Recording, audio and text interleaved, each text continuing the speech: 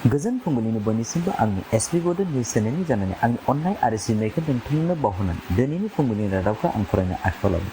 आसा खालामो अखा हानायजों आंनि रेकर्डिंआ गाज्रि जादोंब्लाबो आंनि रादाब फरायनायखौ नोंथाङा जोबजासिम खोनासंगोन। दिनैनि रादाबखौ फरायदों आं मुस्रि फैमाल नार्जारि। मैया आसामनि गिबि मन्थ्रि डक्टर हेमन्त बिश्व शर्माजों सालायजानाय बिजेपि सरकारा खायसे गामिखौ सोलायनानै टाउन खालामनो फोसावना होयो। गासै 19 जिल्लानि 27 ओनसोलखौ गामिनिफ्राय नोगोराव सोलायनो राजु बिफाखा थांखि लानाय लेखा बेनिनो धुबुरीनि मोनथाम जायगाखौ गामिनिफ्राय नोगोर बिमुं फोसावना होयो।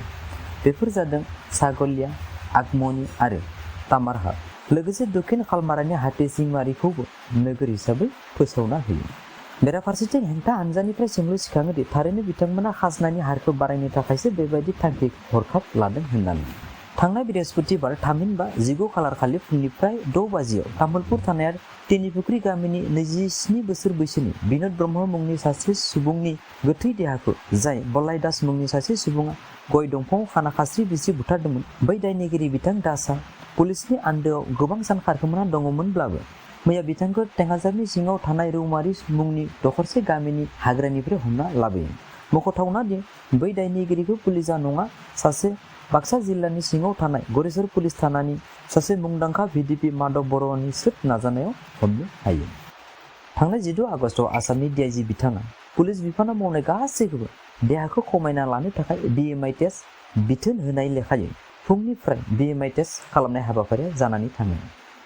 सुलुङाव मिथिनाय बायदिब्ला जायफोर पुलिसआ बडि मार्क्स इन्डेक्सआव अजद गोनां जागोन बिथांमोना 3 मासनि गेजेराव देरगाव इन्सट्राक्सन सेन्टाराव थांनानैब्लाबो गावनि देहानि लिरथायखौ खमायना लानो नांगोन, नङाब्ला बै पुलिसआ गावनि रेंकखौ खोमाना लानांनोबो हागौ होनना फोरमायो।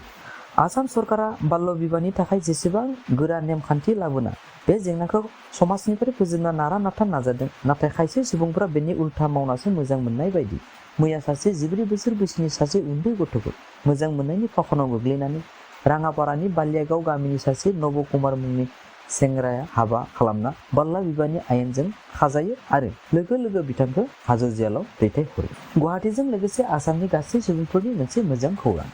गुवाहाटी नोगोरनि मालिगावआव थानाय 420 कौटि रां खरसा खालामनानै लुफुंनाय फ्लाइअभार ब्रिजखौ फैगोन 30 आगस्तखालारै बेखेवसिगोन। 70 जनसो आर्टिस्टफ्रा दालांनि 60टा खुन्थाजों लोगोसे दालांनि गासै महरखौ समायनायै साजायनाय खामानिया सानफा हरफा सोलिगासिनो दं।